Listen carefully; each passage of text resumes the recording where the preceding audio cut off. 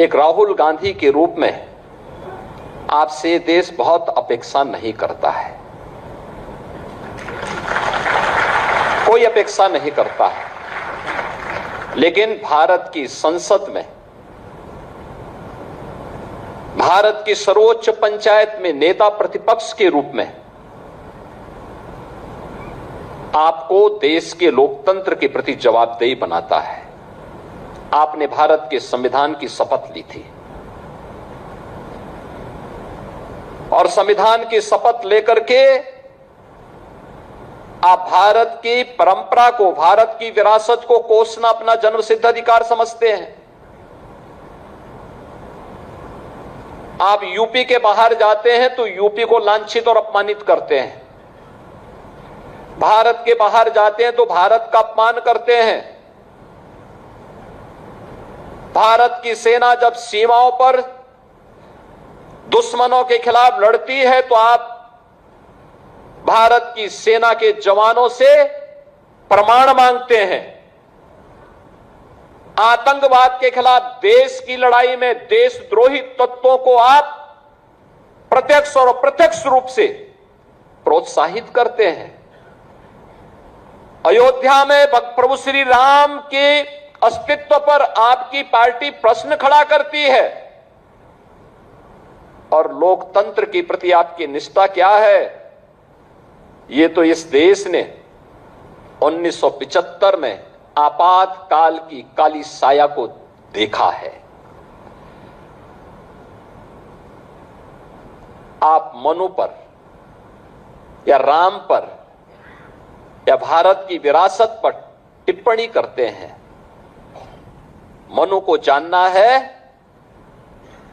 तो आप बिजली भी फ्री में देते हैं, यानी सरकारी ट्यूबवेल में तो बिजली फ्री ही है। 16 लाख से अधिक ट्यूबवेल ऐसे थे जो ट्यूबवेल निजी क्षेत्र के लगाए गए थे। वे किसान अपने बिजली देते थे, लगभग 3,000 का बिल देने के लिए मजबूर होना पड़ता था। 3,000 करोड़ रुपए उससे प्रदेश सरकार को मिलते थे। हमने वह भी माफ कर दिया, कहा कि प्रदेश सरकार पैसा देगी, किसान के ऊपर भार नहीं आना चाहिए। पहली बार उत्तर प्रदेश में किसान को न्यूनतम समर्थन मूल्य का दाम मिला, पहली बार मिला है। गन्ना किसान तबाह था। 2017 के पहले जब हम 17 में आए थे, प्रदेश के अंदर गन्ना किसान को 2009 से ही उसका गन्ना मूल्य बकाया था अलग अलग चीनी मिलों पर। 2007 से 17 के बीच में तत्कालीन समाजवादी पार्टी और बहुजन समाज पार्टी ने 29 चीनी मिलों को बंद किया था। 21 चीनी मिलों को औने पौने दाम में बेच दिया था।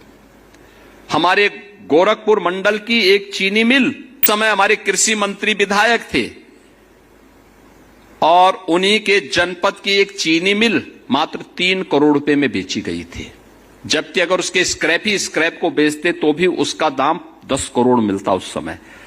और जमीन के दाम आज के दिन पर अगर उस जमीन को देखेंगे, उस जमीन की कीमत आज के दिन पे 1,000 करोड़ रुपए की है। हमने उस माफिया को उठाने नहीं दिया था उस समय पे, सांसद था मैं, लेकिन आंदोलन हम लोगों ने किया था। इस सरकारी जमीन पर डकैती नहीं डालने देंगे। ये तत्कालीन सरकारें करती थी, चीनी मिलों को बंद करती थी। और आज 122 चीनी मिलें हम चला रहे हैं। 3,25,000 करोड़ रुपए अब तक हम गन्ना किसानों के खाते में सीधे डीबीटी के माध्यम से पैसा भेज चुके हैं।